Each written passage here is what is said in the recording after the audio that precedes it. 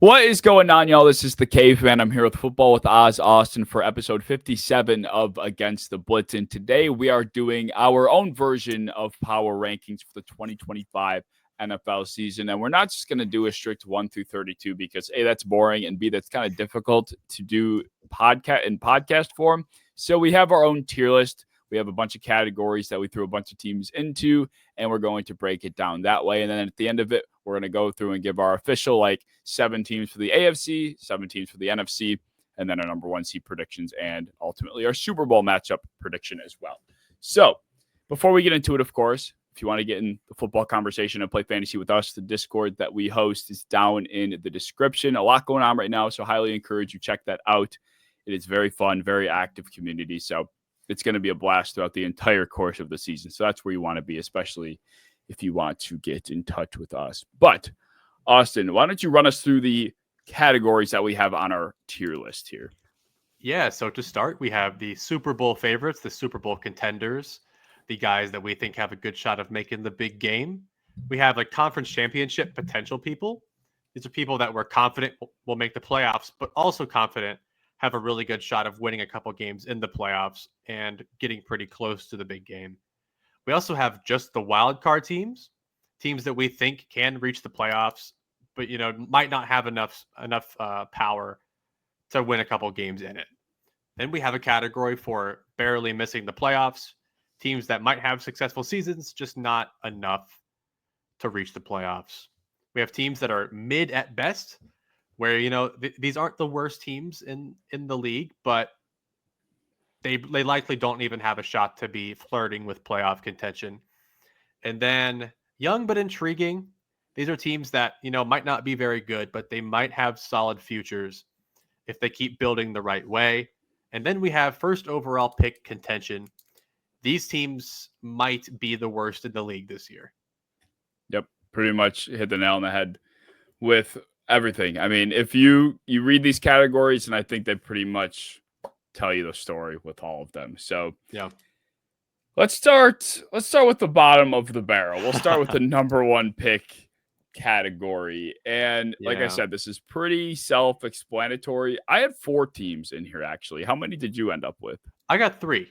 I mean, there's maybe another one I could throw in there, but I'm going to do 3. I was a little bit more mean to one team that ended up putting them. Curious. So the one team I thought about, I know you wouldn't put there. So I'm curious who you got. I'll go through mine quickly. So the teams that I think will be in contention for that number 1 pick include, of course, the New Orleans Saints. We don't need to really explain why. The Cleveland Browns, also another pretty self-explanatory team. I do have the Titans in here too. I think getting Cam Ward was great, but everything around Cam Ward sucks. They keep investing in a lot of questionable talent, a lot of old talent. There's not much to help Cam Ward, and I think especially given the style of quarterback he is, it could be a bumpy ride, especially when Brian Callahan is the head coach, which I don't think is going to give him much support. And the last team that I think could end up here, which might come to a surprise to some people, is also the Carolina Panthers. After that last preseason game I saw from them, it looked so bad with the starters in for that brief amount of time. And I think this floor is terrifyingly low. Do I think on one hand, yes, it's more likely that they're not here.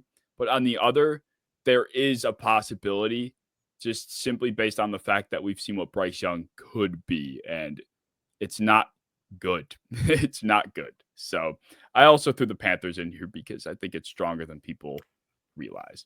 That was the team I thought you might. That was the team I thought you might have bullied a little bit. But I do share your first 3. I have the Cleveland Browns. I have the New Orleans Saints. And initially I only had 2, but I reread it, and I do think that there is a chance that the Tennessee Titans also are picking first overall in this draft because, like you said, there is just nothing stable here. It is Cam Ward with a very questionable and expensive offensive line, a bunch of weapons that might not start on other teams, and a defense with a lot of other question marks in it. And most of that being a bad pass rush and a pretty iffy secondary. And the biggest question of all, honestly, is what kept the Panthers pretty far away from this for me was coaching. And I don't trust Callahan. He might be the coach that I trust the least in the NFL because he has given me zero reason not to. So Tennessee Titans, I think that you could put them in the fun future category because of Cam Ward. But with how many important starters they have that are in their 30s or pushing 30, I don't love their future either, unless they make some big moves next year. Yeah, like that's where I'm at. It's like you could throw the Titans in the young but intriguing category simply based off of Cam Ward, but outside of Cam Ward, I mean, I don't know, like they might have 4 or 5 guys under the age of 24 that are actually like going to be potentially impactful. Other than that, like their big name players are all through the primes of their career, I would say, like Jeffrey Simmons, Calvin Ridley, Tyler Lockett is on this football team. I mean, Simmons Tony is the Pollard. only one there. Simmons is the only one there that I still think has a lot of good football left. Like you said, Lockett, Pollard, Ridley, even on defense, like L'Jarius Sneed. Like these are the guys you're relying on. Harold Landry. No, he's the Patriot. Sorry, they lost Landry. And they brought in no one. Arden Key. Like there was like I understand as a fan, you see a lot of things come in and it can be really exciting because it's a lot of unknowns and a lot of things that could be really good. But as an outsider's perspective, looking at this roster naked as it is, it's a bad roster. Like straight up in a very tough AFC. I think that I would not bet my money for them to be first overall. I think that they are a tier above the Browns and Saints still in this category, but still don't love what I see at all. Yeah, no, not in the least. So I do think there's a real chance they could be picking as high as number 1 again, which would suck, but ultimately probably be best for Cam Ward if we're being honest. But like, I don't even know who they draft. Yeah, that's true. Like I don't think there's any skill position guys like receivers or linemen or running backs. Like nothing that's really worth a first overall pick. So this isn't really a sexy draft where you want to tank, especially when you have your quarterback of the future. That is true. They might want to try winning games this time. I definitely would try doing that. If not, Callahan's gone and somebody else is in. Yeah, I mean, at least they'd be able to get quite a package to get out of that first spot. Like if they end up with the first pick, then like I said, I think that'd be great for Cam Ward because then they can move back and maybe get a couple. You have 2 first rounders next year, and who knows what they could get on top of it if a team like New Orleans is desperate for it. Like, oh yeah. It could work out. Like there's never a complete downside going into the draft if you have the first overall pick. Like obviously your year sucked, but you're past that now. So you have the first pick, you can be optimistic. So that brings us talking about optimism to the young but intriguing category. Let me hear how many and what teams you had in this one. I got 3. And I put the Giants, the Jets, and the Panthers here. And there's a few that I wanted to put in this as well that I put in the mid category, but I felt like the mid category was still somehow a step above this one. And I liked those teams. So I settled with Giants, Jets, Panthers, teams that I don't think will be very overly successful, but I do think have the pieces to put together a really good franchise if they just keep building upon what they have currently. I had a hard time determining if I should put the Jets here because, like, I think a lot of their pieces are younger, but I don't know if they were young enough for me to put them in the young but intriguing. The reason I put intriguing is because I love the potential of that offensive line. Yeah. And like every single one of them is like 25 or under. On top of having guys like Garrett Wilson, Sauce Gardner, those guys are all pretty young. Yeah. I don't think they even really have a lot of old guys that they're kind of relying on. They kind of cut ties with all of them, like CJ Mosley, Aaron Rodgers. They have like a rookie tight end. They got rid of Tyron Smith. I think they're honestly a pretty young team. Like I'm sold. Overall. They're in. You put them in there? They're back in my young but intriguing. They feel like an old-ass team because of what they had last year. Yeah. But I feel like generally speaking, like Brandon Stevens is like the only like true vet in that secondary. Mm-hmm. Everybody else pretty young. Yeah, you know what? I was wrong to have them out of here. I think you're right. So you got Jets. I do have the Jets in here now. I have 4 other teams down here actually. Okay. So I do have the New York Jets. Like I said, good sales pitch. Next, I have the Falcons. I I know people would have the Falcons in other places on this tier list, but this was the one place I felt like I can put them without feeling like I'm being a hater. So, Drake London, Bijan Robinson. There's a lot of exciting things going on there. Jalen Walker, James Pierce. Um, they're intriguing. We'll put it that way. And Michael Penix too. How can I forget? The Jaguars I also had in young but intriguing. Trevor Lawrence, Brian Thomas, Travis Hunter, like the front office even. Like I think there's a lot of youth here. I've said time and time again how I think it's hard to expect them to go from what they were last year to suddenly being a playoff team, and that this would be a building block type season, which kind of I think fits the young but intriguing description. I also have the Giants in here. I think they definitely fit this for a plethora of reasons. The defensive front, after adding Abdul Carter, Darius Alexander, Jackson Dart, of course. I think there's a lot of reasons why they fit this. And then I also have the Patriots. I think the Patriots fit this too.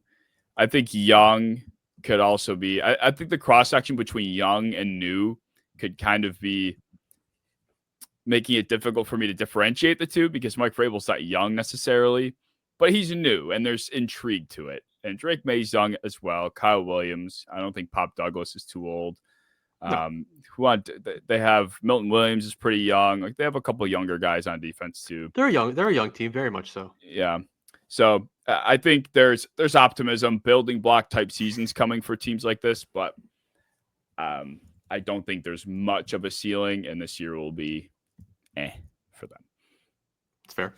Yeah, it's weird because like just the way that we had the tiers, this was the second to last one, but it almost feels like it should be a higher tier than like the mid at best, because mid at best there's like a cap, right? Like they're mid and that's all they are. But young and intriguing is like they might be bad, they might be like young and bad, but they also might be young and good. Like there's some real intrigue here. So there's some teams that I had put in a different category, like you said, the Patriots and the Jaguars especially, that I definitely thought about here, but I'm just a little bit higher on those teams than the second to last category. And that's kind of how I had to move them around, but very much so. Those teams are young and they are intriguing, but there is a little bit of a cap. Yeah, that's true. Like this feels like this doesn't feel like it should be the second to last category. It probably should be moved up because generally speaking, even if they finish below the mediocre teams, that doesn't mean that they had a bad year. Like I would feel better about a bad year from a team like we just listed than I would a bad year from the mediocre teams. And I feel like that's a great way to enter the mediocre at best category because there are a few teams here that I think absolutely fit the mediocre at best grouping. Who were your 4 or 5 or 6? How many? I had 6. Okay. And these were teams that I looked at the categories and I saw the previous category or the next category will be missed the playoffs barely. And these are teams that I don't think quite will be flirting fully with playoff contention, but I think they'll be right under that. So these teams might be 6 to 8 to almost even 9 win kind of teams. I have the Indianapolis Colts, the Jacksonville Jaguars, the Raiders, the Patriots, the Dolphins, and the Cardinals. And some of these are teams that I actually do enjoy. I really like the Cardinals. I love the Jaguars. I think the Raiders are really cool.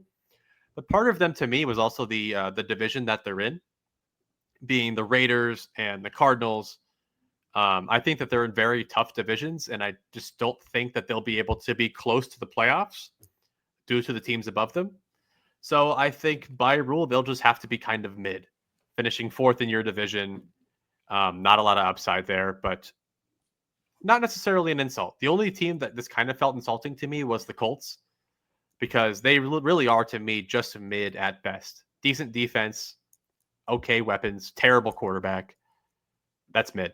So that's the Colts are the only ones where if you're listening as a fan, mid is kind of disrespect. Everyone else is just, it's just where you are right now. But some of them are still on the come up. The Colts feel like what the Saints were to me last year. I made a video on my TikTok last year saying that if I had to bet my life that there would be one team that would not have a chance in hell to win the Super Bowl, it would be the Saints, just because they felt so like their ceiling was so capped. They were just the definition of mid to a point where there was no upside to get them to the big game. And then they start out 3-0. I was about and to say your comments were probably destroyed. I was horrified by how they started. It eventually you were gonna have to quit. Like, literally, like I was like, what the fuck is going on? And I think through 3 weeks into last year, between the Saints going nuclear, getting knocked out in my survivor pool because the Patriots fucking beat the Bengals, like I was just ready to throw the towel in. I was so sick of it. It happens every year somehow. I know, but I keep thinking about placing bets like on this week of college football, and I'm like, I don't know, like Hawaii just beat Stanford. Like that's not things that I usually would like predict. Right. Like, they were a pretty big favorite. So I don't know, but yeah, I agree with the Colts. It's just like one, you have to have the quarterback to make it far. Otherwise, you're going to be generally pretty mid unless you have an Avengers level threat from running back down to safety. And they really don't. They have some good role players, Jonathan Taylor, Quentin Nelson, and a solid defense, but I just don't think that they have the star power to compete with the rest of their division. So this is where they go for now. Absolutely. And as much as I have been I've been a propeller of Saints positive propaganda around here, I do still think they fit that mid at best description. I think that mid is good and mid is bad. It's good because I think people are lower on them than they should be, but also bad because I don't think they're going very far. The other teams I have in here, I also did have the Raiders. I think people are way too high on them. We talked about that in our AFC record predictions episode. I think it's going to be a fun season of watching Brock Bowers and potentially Ashton Genty put up pretty crazy numbers, but the defense is just atrocious. I don't know if Geno Smith, I think Geno Smith in this offense, I think it'll look fine, but I do think he lives more so in that Seahawks type of 11 personnel constantly dropping back. I think that's more of his fit. So I kind of have a hard time seeing how this is going to go. And I talked about it earlier too. The way they started the preseason was suspicious to me. I don't know if I have as much faith in the coaching staff as I would have prior. The Cardinals also fit this. You hit the nail on the head with them. It just doesn't feel like there's a lot of momentum for them going into the season. And at best, they could maybe sniff a wild card spot, but that would be a good season. It would require some injuries. Yeah. Yeah. The Dolphins too, I also have in here, and like another team. Good luck staying healthy the entire year. Good luck playing in this conference. It just is. It's going to take a lot of dominoes to fall the right way for them, which they haven't for Miami in the last few years. So mediocre is their best. And I also put Seattle in here, actually. I think they've caught a lot of traction for good reason, but I think the pure lack of star power on the offensive side of the ball will ultimately drag them down and kind of cap them at being an upper echelon mediocre team. Just because they don't have the talent. Here's some Ken Walker slander in there. You don't think he's good enough to carry his offense to the promised land? Right. Jonathan Taylor did it. Yeah, he did, but that was a younger Jonathan Taylor. I wasn't saying that Jonathan Taylor now. No. Ken Walker, this comes from, for context, I have said that I think Ken Walker is better than Jonathan Taylor. And it's not a crazy take. It's not. I don't care what anyone says. Jonathan Taylor had his season last year inflated by his last 3 games. If he had his season averages in the last 3 games of last season, no one would think I'm insane for saying that. No one. It would be reasonable. But no, now I'm the dick because Jonathan Taylor finishes with 1,400 yards because he has 200 rushing in every game. Pretty hard to do. Okay, yeah. It's a hard thing to do. It doesn't matter. If you inflate your numbers all you want, it doesn't change the real nitty-gritty reality that Jonathan Taylor was not great last year. Wasn't. Ken Walker was good last year. He was hurt. He had like 13 games. And that's part of the reason why, like, I actually do like this running back room so much, is just having the freaky depth they have every single year. They don't really lose a step when he gets hurt. I mean, Charbonnet dominated the Cardinals by himself last year, and it was a butt whooping. That's why I was lower on Buda Baker than most, because Charbonnet just dominated him for 4 quarters. I was like, man, this guy cannot be that good. Yeah, the Seahawks, I have them in a later tier, but I do see the issue, and the issue relies on what version of Sam Darnold you think you get. Because if you get 88% of Sam Darnold on the Vikings, that's a good solid quarterback, but he's so low in everyone's rankings because he did nothing before that. So you kind of have to just guess, like, did he finally develop? Did he hit 27 years old?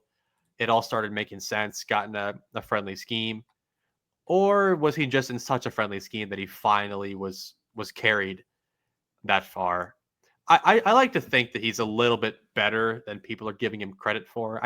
I give credit to the KOC scheme, but I do think Darnold had to throw the ball and he had to make the reads and make the decisions, and he was highly, highly productive because of it. So I think with Kubiak, I think that you'll see a different version of that, but still another successful Sam Darnold.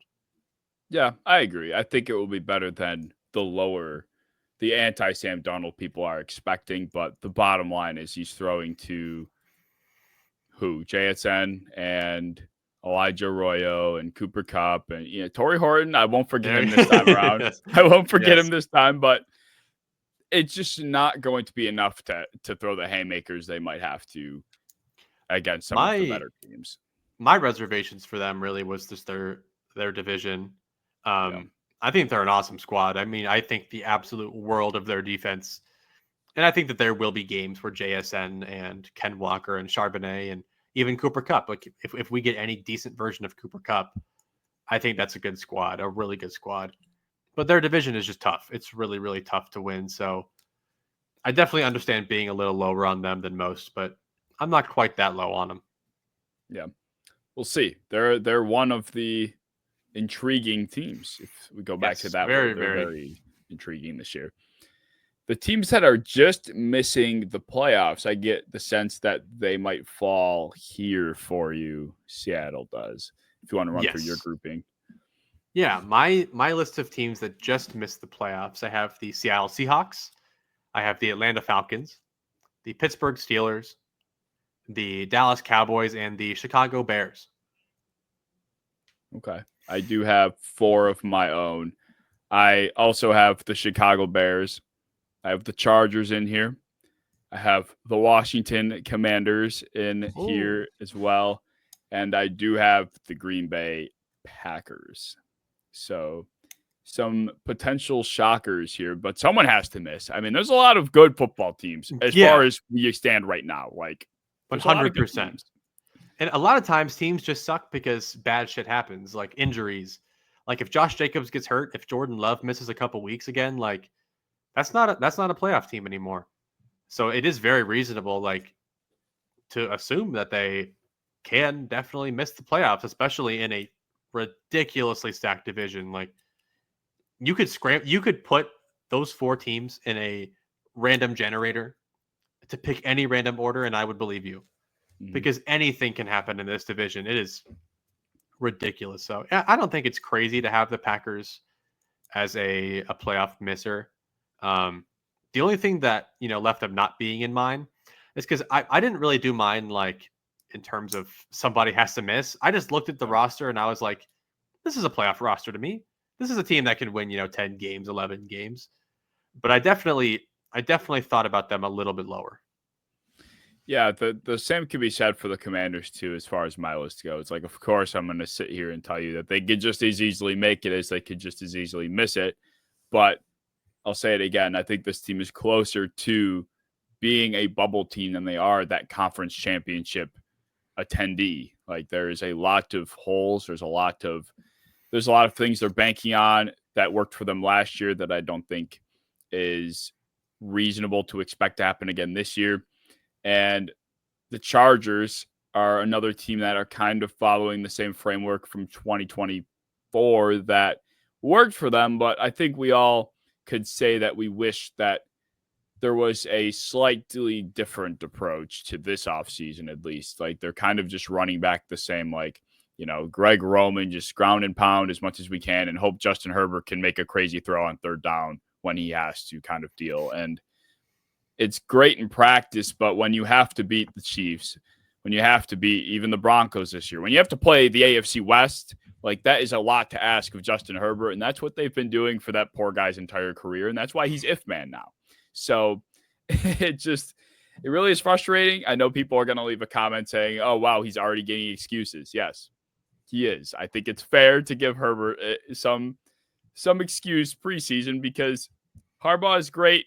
We love Harbaugh. He loves Herbert. But I think if he truly loved Herbert deep down, Trey Harris, there would have been more than a Trey Harris appearance, I think. But, some people love Trey Harris. Good for them. Some people had him as a first-round pick, but yeah. I wasn't quite that high. I think there's definitely it was nice to see a little bit of an attempt to get him a receiver back-to-back. Ladd McConkey, second-round pick, played like a first. Trey Harris, second-round pick, or it's up in the air whether or not he is, but I don't know. I think to me, the biggest issue with the Chargers was nothing they did, but something that happened. And that was, all pro level left tackle Rashawn Slater, severe injury, and they're going to be scrambling now. So it will be Joe Alt, who has all pro potential, moving over to left. And it sounds like Trey Pipkins will be manning the right tackle spot. I don't know what to believe about that. I do believe that Amarian Hampton can be an upgrade over J.K. Dobbins. I do believe that this rushing attack can be much stronger than it was last year. And I believe the passing attack can be stronger than it was last year. It just comes down to the defense as well, because personnel-wise, it's not scary looking like whatsoever.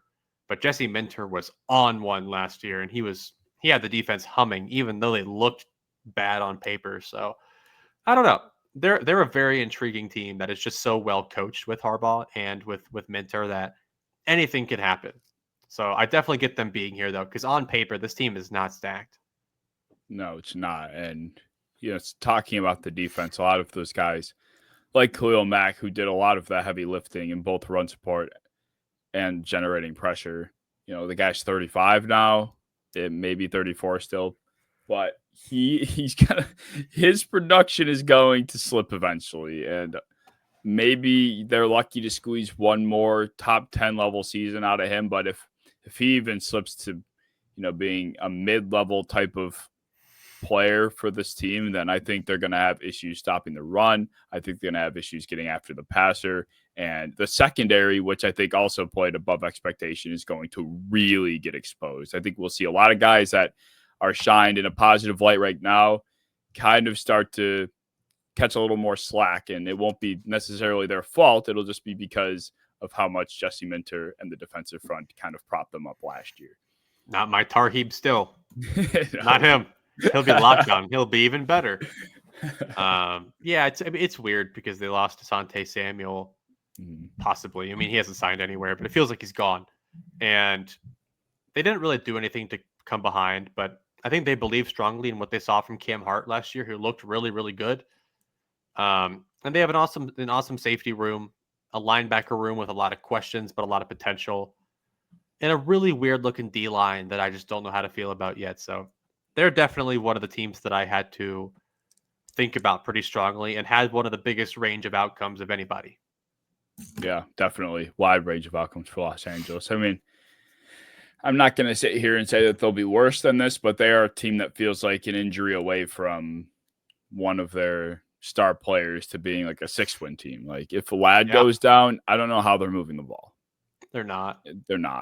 They're just not. Like that's it. They're just not moving the ball. If it's not. I'm going to say it's not Herbert's fault. Yeah. Like it's legitimately because no quarterback can deal with this shit. But they're going to be like, him and Daniel Jones have the same playoff stats. And I'm going to have to just keep hearing that because people have walnuts in their head trying to do the thinking for them. And it's ridiculous, which is why every smart football person you've ever heard likes Herbert. All the dumb football people you've ever met hate Herbert. Do the math. Exactly. Well, how about some just wild card teams? I had fun putting this list together because talk about a wide range of It's so whose hard. faces you could see here. I did have teams. The way I interpreted the just wild card teams tier were teams that I think will be in the playoffs, whether it's comfortably or not, but they probably don't make it past the wild card. And if they do, they probably have a pretty rough exit in the divisional round. Yeah. So I have first the Dallas Cowboys. I think they definitely could squeak out in the wild card somehow, but then get absolutely obliterated by somebody in the conference. The Steelers play this game every year, so they are They get in this demolished every category. year. It's literally the same thing every season for them. The Bengals I do have in here as well. I was somebody that, if you asked me 2 weeks ago in our episode, said that I don't know if they even make the playoffs, but I came around a little bit. I do have them making it, at least as far as this tier list goes. And then the divisional round goes haywire. I have the 49ers in here. I think they very much remind me of the Vikings from a couple of years ago. At least that's the kind of season I could see them having. Very easy schedule. A lot of players play above expectation. And then once they really have to play the heavy hitters in the postseason, they just get exposed on so many fronts. I mean, we talked about it last week, like how many easy games this team has or projected to be easy games on their schedule. And they can have one of the best records, but then they'll go and lose to the Daniel Jones led Giants in the wild card. Like that's the kind of season I can see this being for San Francisco. And then I also have the Broncos in here.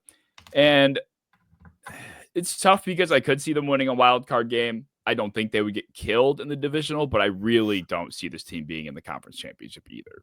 So they ended up being in my just wild card teams tier. Yeah, that's fair. I think I only shared one of them, but I had a smaller one. I had four because the next category we have is conference championship, like potential. And I think that I just took that. I took that word potential way too strongly. And I was like, this team does have potential to get there. And these teams are teams that like they still might have potential. Like I think all four of these teams have the capability, but it's just unlikely. I did have the Bengals on here.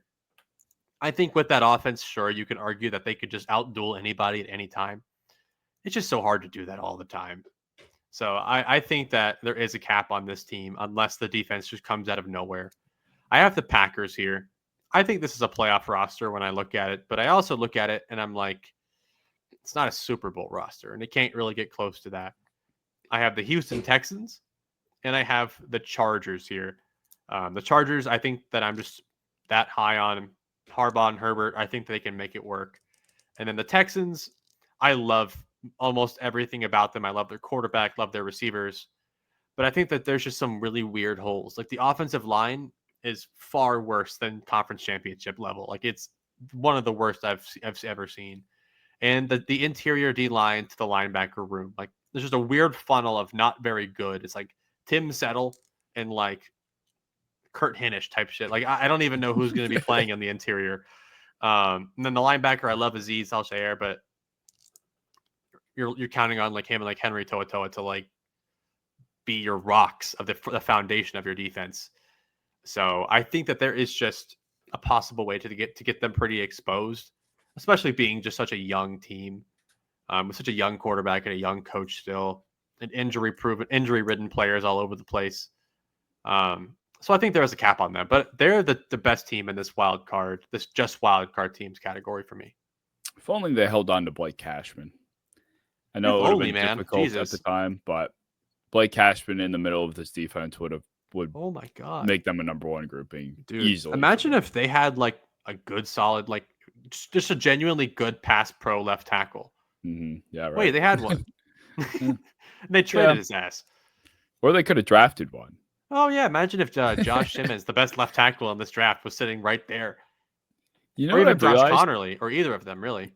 I've realized that I think every single team makes one extremely questionable move every offseason. No matter how good the front office is, they always make one dumb move. Like the Vikings recently trading Harrison Phillips for pennies. Sense. That was weird. Then the Bills having invested as much as they did into their defensive front. Now they just signed Jordan Phillips because they don't feel confident in what is going on there. And he is projected to make the 53-man roster. And then We can go down the list. There are so many examples. I think the Texans, they, for whatever reason, go and trade Tunsil and then don't take Josh Simmons 25th overall. So even though a guy like Nick Caserio, I think is doing a wonderful job, that's just one move. It's like, what are we doing here?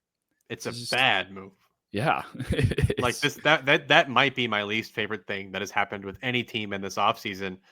Was I understand moving on from your left tackle. He committed a lot of penalties, kind of a locker room cancer from everything that I've heard about him. But like, just go replace him. Like, you got draft capital, take a guy that can sub in for him, put up similar production. Hopefully, Josh Simmons. I get if you're worried about the injury. Josh Connerly was there too. Passed on both of them. Went for Ariante Ursary, who is just not ready to be a starting left tackle in the NFL, in my opinion. So Cam Robinson, that's our guy. I really do think that creates a cap on your ability to make it to the conference championship. Like, I understand the Bengals did it. They also had a crazy run of just like game-winning plays, and they had Joe Burrow and Jamar Chase and T. Higgins, which is a little bit better to me than Stroud, Nico Collins, and whoever the hell else. So I don't think that's a super comparable thing. I think they're an outlier that did it one time, and now they're not because of very similar reasons. So just not fully in there, but I'd love to be. Fair enough. Well, I guess I'll take that opportunity to say that in my conference championship potential tier, I do have the Houston Texans. And I do think the difference between what could hurt the Bengals compared to what didn't hurt the Texans is the defenses. Like, I think the Texans defense, as much as it does have their issues, I think they have potentially the scariest duo of edge rushers in football. They have potentially the best defensive back duo in the NFL. They have a pretty solid group of safeties as long as CJ Gardner-Johnson doesn't miss too much time. I don't know if he ever came back or not. I don't know what I remember it being a pretty decent injury. It was like perceived to be really bad, but then it wasn't as bad as they thought. So I think he's going to play. It was avoided an ACL tear. Yeah. But definitely will miss some time. Okay. So I don't know. But yeah, if he comes back healthy, that does change my opinion a little bit, because I think that my mind was under the impression he was more hurt than he was. Yeah. So that would definitely help me out, because he would be a really solid rock to their defense. But yeah, I think that they will have a monster defensive unit. I think that, I think that they could make the conference championship. But also, my list of those teams is a little bit long for my liking. Yeah. So I had to just pick one. But, I think that they definitely could. Yeah, I think I do think that Stroud, maybe I'm just very much in love with Stroud, but I do think he can be that perfect to get them on that sort of run. Well, I think partially also for me, it was like they're in the AFC, and I was like, are they beating the Chiefs or the Ravens? And then I said no in my head. So I was like, yeah, then you're not here. Mm-hmm. Yeah, that is the big problem. Yeah. So I did have the Texans here. I also had the Vikings. I think we saw Jaden Daniels and the Commanders do it. I think before that, trying to fathom like a young quarterback that's basically a rookie making it to this sort of game would be tough to imagine. But I think I saw the Commanders do it in the same conference with an actual rookie. I think a team that's much more prepared to make this sort of run with the quarterback that I don't think will have to do nearly as much heavy lifting could very easily do it as well. I also have the Lions in here. I think people are preparing for the Lions to kind of come back down to earth, but they are a very talented team. I think they are in a conference, once again, that is still much more wide open. There isn't a Ravens team to go through as much as there is the Eagles, but there's not a Chiefs, there's not a Bills. So that path will always be open for them. And then I also somehow got the Bucks here. I was sitting here thinking like Tampa Bay has pretty much all of the pieces, I think, that it would take to make this game, especially if the bracket falls the way it would have to, which is very possible. I think they could end up in this game. Do they win? I don't think so, but I think that defense is good enough. I think Baker could find a way with those weapons, and yeah, I could see Tampa playing in this game. Oh yeah, I actually just realized my math was wrong this whole time. I forgot Tampa, but you know what? I feel like I would have previously put them in the wild card spot, but I'm just going to add them to my conference champions too because they definitely could. Like when you have someone like Baker and the crazy firepower of that offense, and they should have Tristan Wirfs healthy by then. A bunch of just dogs on the defense that are still in their prime. I really like this team, and I know that you hate Todd Bowles like with a passion more than you probably hate most people, but I feel like he's done a pretty good job of getting them into winnable moments. And I think that just a few wrong things have kind of, not gone their way. But I feel like they played Washington very, very well. Baker played very, very well in that game. They just didn't quite have an answer to Jaden Daniels. And if they had anybody else, I feel like they definitely could have won the game. And when you have Baker, I honestly do feel like you're in every game because while he does make some boneheaded mistakes, he also is just a straight baller, and he is up for every moment. He loves it, and he wants to win more than you do. So I do think that there is a chance that Tampa Bay could have conference championship potential for sure. Baker's a very streaky quarterback. Like if you Yeah. catch Baker in the right 2 to 3 game stretch and it comes in the postseason, like he'll light you up. And I think that's the type of run that it would probably take. But like I said, if they end up facing the right teams, they get they get an easy wild card matchup, or maybe they fight through a tough wild card game and end up in an easier type of divisional round matchup. Like I don't see it being that crazy. And they almost beat, what was it, 2 years ago when they almost beat the Lions? Or was that last year? I remember Mike Evans That caught a was bomb I think like it at the was 5. like 2 years ago. Yeah, This previous year they lost to the Commanders in a right. very close, tight game in the first game. But yeah, I remember they. I think it was the Lions. Mhm. Like I think that they kind of had it like pretty close in their grasp, and I think that Detroit ended up winning. But um, yeah, like it feels like they're always just on the wrong side of just moments. Mhm. Like it's not like they're getting blown out. They've never looked like they didn't belong. Baker generally plays pretty damn well in the playoffs, despite arguments that I've heard. And I don't know. I feel like this team just has it, and I feel like they have a pretty easy path to the playoffs, considering how bad their division is. Yeah. So they won't be having to just scrap. I think they'll make it fairly easily, and they could definitely win 2, 3 games at the playoffs. Who is your full list, or if you want to My full list. Yeah, contract it yeah, yeah. down? Yeah. So I have the 49ers, because it just feels like with Shanahan, Brock Purdy, and McCaffrey, they just feel like they belong there. Like it just feels right. Like I've watched them there too many times to just say they can't do it again. Yeah. I have the Vikings eerily because the young quarterback, but I feel like the mental game of JJ McCarthy is so solid. Like he's just mature, tough, aggressive that I think that he's up for the challenge. I have the Broncos here because I think that they can just defense their way to these games. And their offense looks a lot more promising this season than it did last season. Running backs, tight ends, receivers, offensive line, everything's upgraded. So I like what they got going there. Did you The see Detroit Cortland? Lions. I saw Cortland. He looked good. You look great. He Cortland looks looked awesome. great. He's a good receiver. It's about time they finally utilize him as more than just a jump ball guy. You guys might be getting your t-shirts soon. If he gets what, like 1,200 and 12. 12 touchdowns. Very Or possible. if Cortland Sutton double 12s, you'll all be getting free t-shirts. All right, I have the Detroit Lions. I've had my concerns about this team, but they're just such a loaded roster. It would feel wrong to say they can't make the conference championship.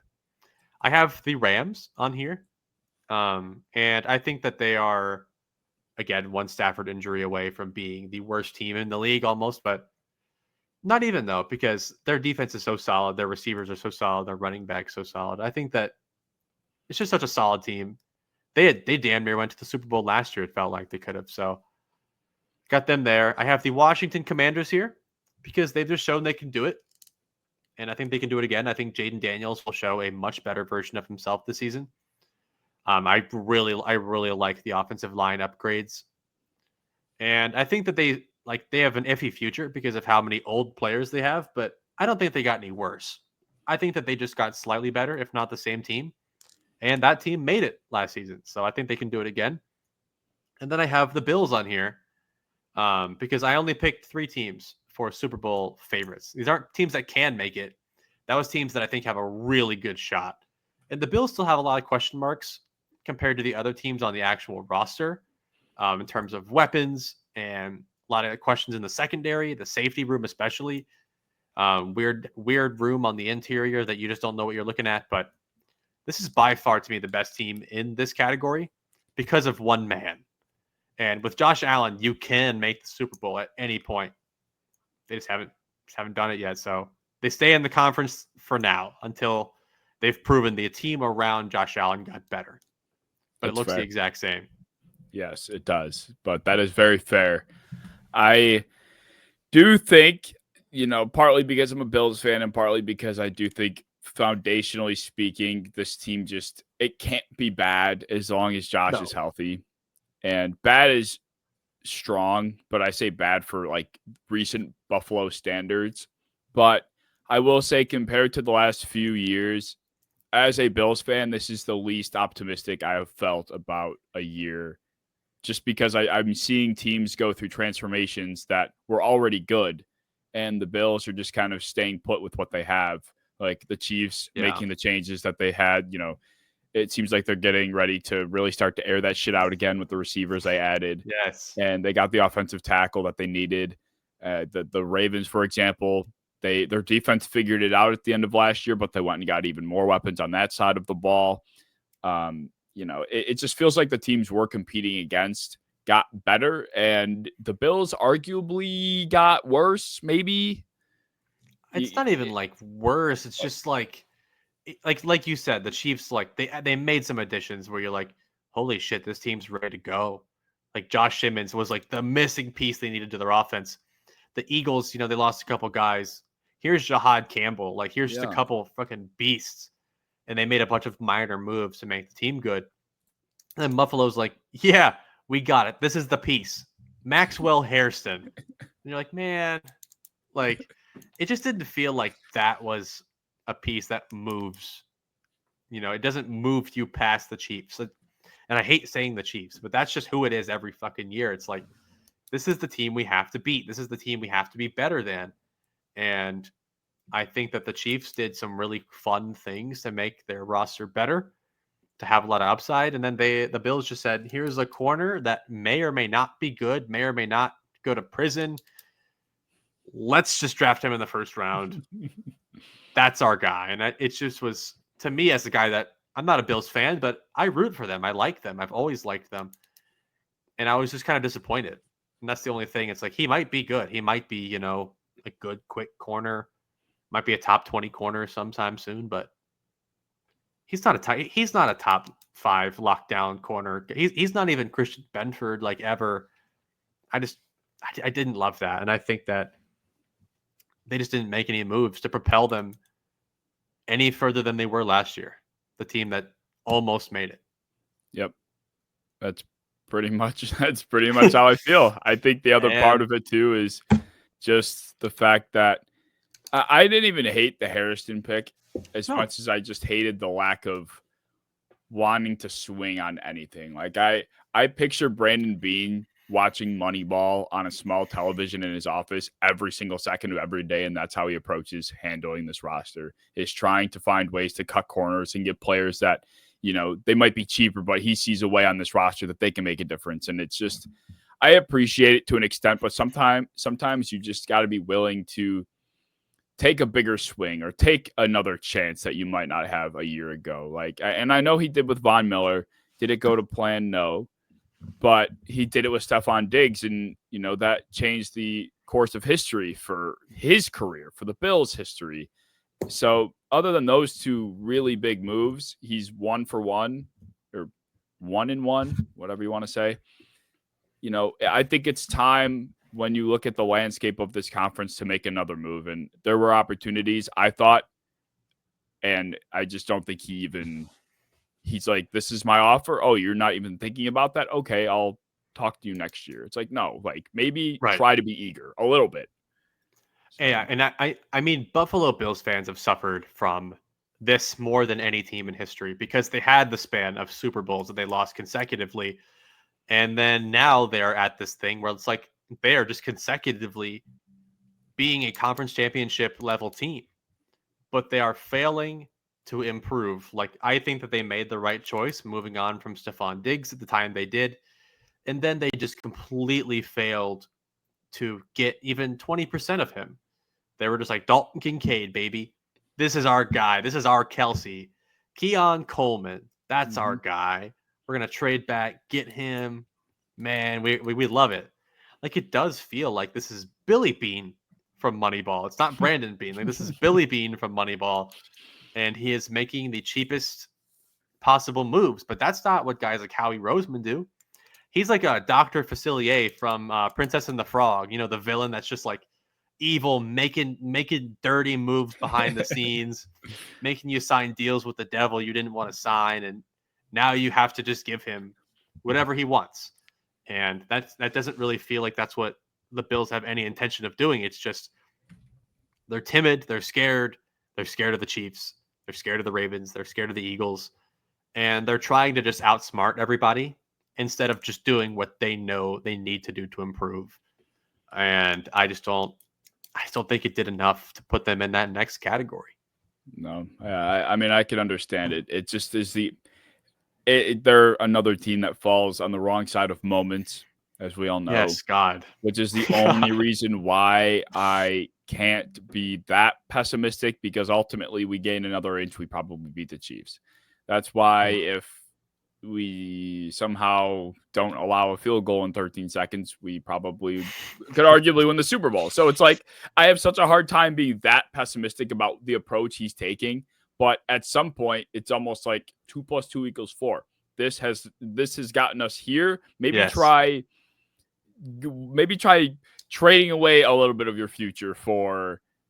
Now this is Josh Allen's prime. I think if Brandon Bean polled every single citizen in Buffalo and said, would you trade the next 5 years of this franchise's future for the best shot you possibly could have to win a Super Bowl right now, would you do it? Everyone would say yes. Like if you could trade for Terry McLaurin right now, if you could trade for Trey Hendrickson right now, fuck it, Micah Parsons, throw your entire future away. Like, there are 3 Pro Bowl level players right now, clearly want trades. The teams want to get trades done, and they're just kind of sitting on their hands, like, nope, we got it. This is the team that's going to win the Super Bowl. But I do think if this team had Terry McLaurin on it, that I would put that team in the Super Bowl category. Like, they're legitimately one weapon away. If Keon Coleman develops and becomes a 1,000-yard guy, this team can be a Super Bowl team easily. They're just one guy away from doing that. And they wished it was Kincaid. I don't think it's Kincaid. And I feel like if they made a move, they're better. Like, Josh Allen is in his prime today. Mm-hmm. This is his physical prime. This is a quarterback's prime. That 28 to 32 range. Like, this is the time you make it happen. Like, you don't worry about 2028 right now. You worry about today. Mm-hmm. And they're boring me. Yep. It's sadly, he's not. Josh Allen's not boring me. Everyone else is. It's just like they're trying to build a dynasty before they've even built the castle. Like, you gotta the Chiefs. The Chiefs, if they wanted to, could do this, and they do. I mean, they do take a pretty balanced approach of trying to play this Moneyball-esque game, but also they will take a swing here and there that they feel is necessary, and they do a good job of putting it all together. But the Bills, it's like they haven't. There's no proof of concept yet. This hasn't proved to work. So maybe one time you step out of your comfort zone. Again, I get he's probably a little gun shy now, but.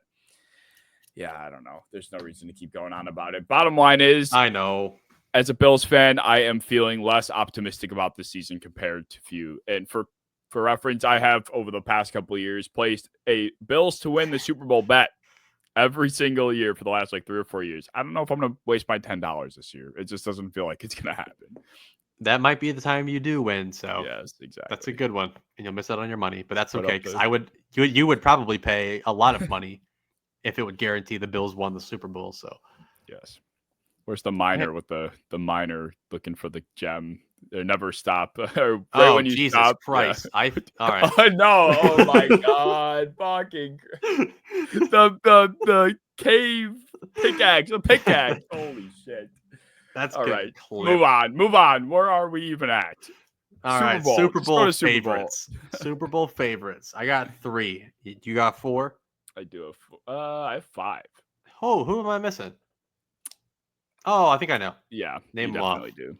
So my 5 are the Baltimore Ravens. I do have the Buffalo Bills, despite my pessimism, because I feel like I have to put them here. I have the Chiefs here, and then from the NFC side, I have the Rams, and I do have the Eagles. I think I'm a Rams fan this year. Fuck it, I'll just buy a Puka Nacua jersey. I'm a Rams fan this year. I love it. But I don't think this needs explanation. These are all teams that I think have geared up to be ready for it.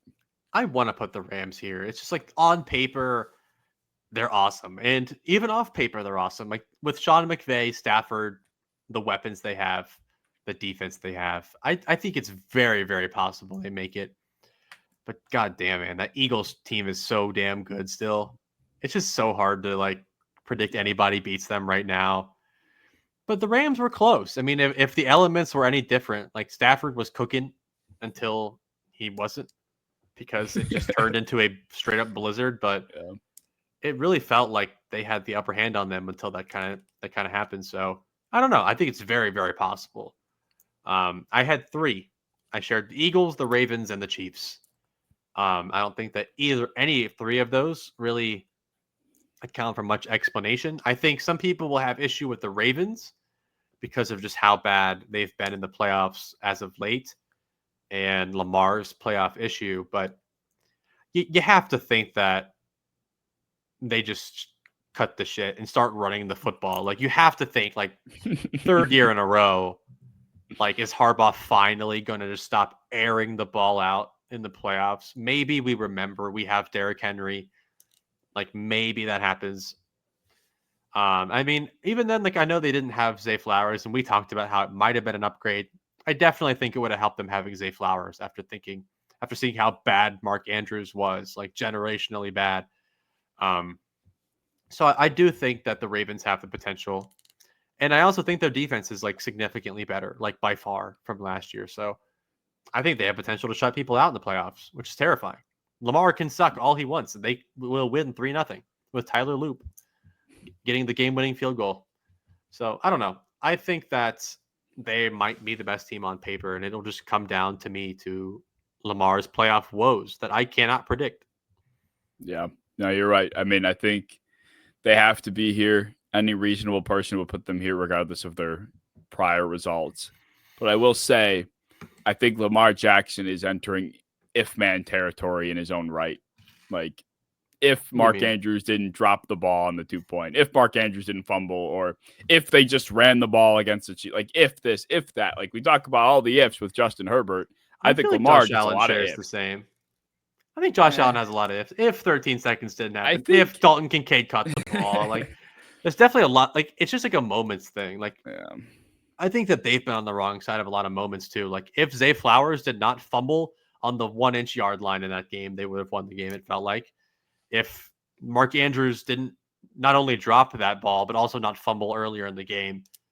Like they have a lot of bad moments that happen too. Like they're never just out of the game. Like Lamar's never just that horrible where he just loses the game by himself. Like he's never been that bad. It's just the fact that he doesn't elevate himself at all. And that's the problem. But I definitely wouldn't say Lamar is like a legitimately bad playoff QB. It's just not himself. Right. But I definitely think that he's still in his prime. Like 41 touchdowns to 4 picks last year is unreasonably gross. And I think that with that defense, like I said, they don't even need him to play up to his. They don't need him to carry like he usually does. Mm-hmm. They can just run the ball and beat the shit out of you on defense and win this game. I think their defense is that good. So I think they very well could win the Super Bowl just off that. Yeah, they definitely could. This is the best I felt about the Ravens over the course of the past few years, easily. I think the only difference between the Josh and Lamar parallel is that I think Josh has done almost everything he can.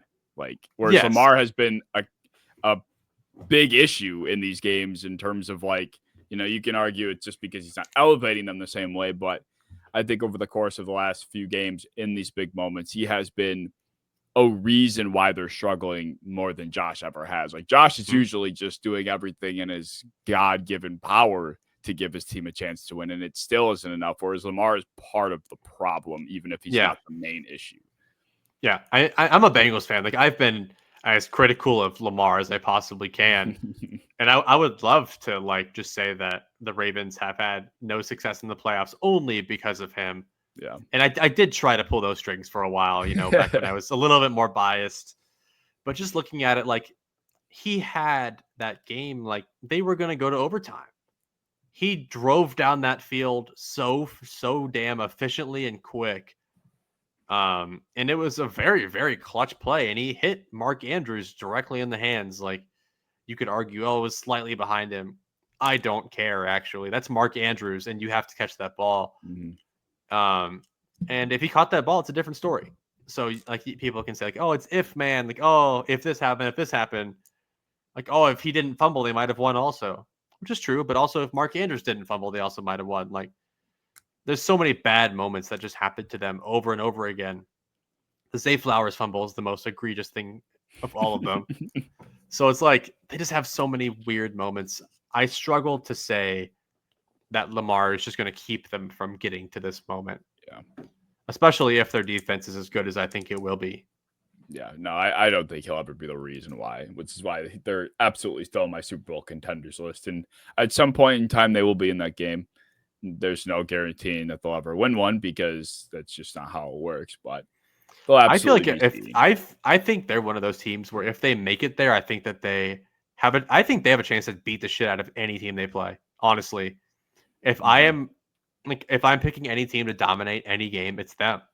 Because of, like, if you face Lamar on a wrong day, if you face Derrick Henry on a wrong day, they will beat you by 50. And I don't care even how good you are. Like, even though the Bills definitely got the best of them in the playoffs, they really embarrassed the Bills earlier in the earlier in the regular season, like, badly. So I was just like, that was actually the game that I became very afraid of this Ravens team. And now they're even better. So yeah, I'm scared. Well, we'll wrap this up by talking about our official predictions for the top 7 teams per conference. And I'll give you my AFC rundown real quick. I have my number 1 seed, speaking of the Devils, I have the Ravens. My number 2, I have the Chiefs. 3, I have the Bills. 4, I have the Texans, my division winners. My 3 wildcard teams are the Broncos, the Steelers, and the Bengals. I have squeaking in there. Okay. I like that. We actually are almost identical. I have the Ravens number 1, the Chiefs number 2, the Bills number 3, the Texans number 4, and the Broncos number 5. I have the Chargers at 6, and I have the Bengals at 7. Also just squeaking in. Those 2 teams just both squeak in. Mm-hmm. And I think that we kind of have to make a vow at some point to stop talking about the Steelers. Because I feel like we do every single, we've done so well today. We've done so well about just skipping over them because we put them in the spots they deserve. But God, I just can't look at this team and be like, wow, this team has promise. I know they're gonna, because they have witch magic. And somehow every team that they play is just going to choke. And they beat the Ravens twice a year somehow. But I have to think at some point, like, it just gets worse. And I did predict them to be over 500. Like, I have talked about that every single time that I've had the chance. I just hate them. So I'm not putting them on here. I think the Chargers with Herbert, like, when, the coaching staff, there's a lot more to point to of, like, someone that could carry them through bad moments, as opposed to just hoping that the defense is locked down and Aaron Rodgers got it. So, you know what? I'm keeping them out. Chargers are in over them. That was the only difference we had, really. That was pretty sick. What about the NFC? I feel like this could look potentially, well, I don't know. I struggled way more here. The AFC I barely thought about, honestly. Right. NFC, I have Eagles number 1. I have the Rams number 2, the Lions number 3, the Buccaneers 4, the 49ers 5, Vikings 6, and the Commanders squeaking in at number 7. Yeah, that's pretty much what I had. I had my number 1 seed was Philadelphia. I had the Rams 2. I had the Lions 3, the Buccaneers 4. I had the 49ers 5, the Vikings 6, and the Cowboys I do have making it in over the Commanders. I think You I don't want think to see Bill the world Krosky and Merritt's burn. got it? You don't think he can carry them to the promised land? I think that's probably part of why I've kept them out. I just cannot stand what's going on right now with that team. I am concerned about that. And I do feel like there seems to be a lot of positivity about Brian Robinson being off the team. And we talked about this last week. If we don't know if Bill Krosky Merritt's that guy, but it feels like Commanders fans are almost more positive. Like they're almost more optimistic now that they have a bunch of unproven guys at running back, as opposed to Brian Robinson, who was actually very solid for them. And I think that this is something pretty consistent with every NFL fan around this time, and that it's much easier to be optimistic when you have a bunch of unknowns. Because if you have someone like the Bills, where everything is known, like you know how everybody on that starting roster is going to play, because it's the same thing, that you're not as optimistic. But someone like the Raiders or the Patriots that we've seen, they have so many unknowns that they're like, yeah, it might not be great, but it could be great. There's a chance that all these new things are really good for our team.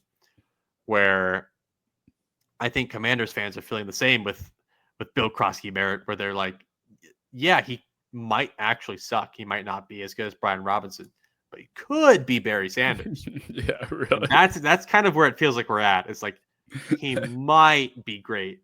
And it happens sometimes. It happened with Chase Brown, where Chase Brown was kind of like a big question mark for a while. He was just like if Mixon gets hurt, hey, man, this guy might be kind of cool. And now he's good. So I think that has kind of really hurt everything that's happened right now with the whole Bill Krosky Merritt thing. But yeah, I have hope for him. I wish him the best. I think that I really want to see Chris Rodriguez run this football, but it's not my call. No. Yeah, I think I'm just over the Commanders charade right now. It's kind of getting old. You seem to have turned a new leaf. You seem like part-time Lions fan almost. Maybe you're starting to like the Lions. I am. 49ers. This is what I do. I support the ones that I feel are getting disrespected, and I disrespect the ones that I think are getting too much hype. I think I just can't help it. It's in my nature to. It's just a great way to get hated on all the time. It really is, but I can't help but make sure everyone is like reality checked. Everyone needs to be reality checked. Yes. And I agree with that. I just hate. I hate when I see things that are just nonsensical, like this Bill Krosky Merritt thing. And I hate a lot of the shit that's said about Jared Goff and some of those conversations that have been had. And then lo and behold, he goes and throws 4 picks and loses his team a playoff game. It's like, oh, surprise, surprise. Jared Goff sucks. Wow. God. Here we are. I was on record on another podcast and I submitted a take and I said, Jared Goff will be the reason the Lions lose. And I got a lot of flack for it. It ended up being successful. So I was kind of on this anti-Goff train, and now I'm seeing him too disrespected. Right. So now I'm like, damn it. Now I have to defend Goff. You guys are making me defend Jared Goff. Right. Because you're comparing him to horrible quarterbacks. Like, it gets to a point where I'm like, I don't even know who I like and who I don't like anymore. Because I'm just having to defend and support people from horrible takes all the time. Yep. That's exactly how I am. And that's kind of what happened. I mean, it's not fully happening to me with Brock right now, but Brock is definitely not the golden boy he was before.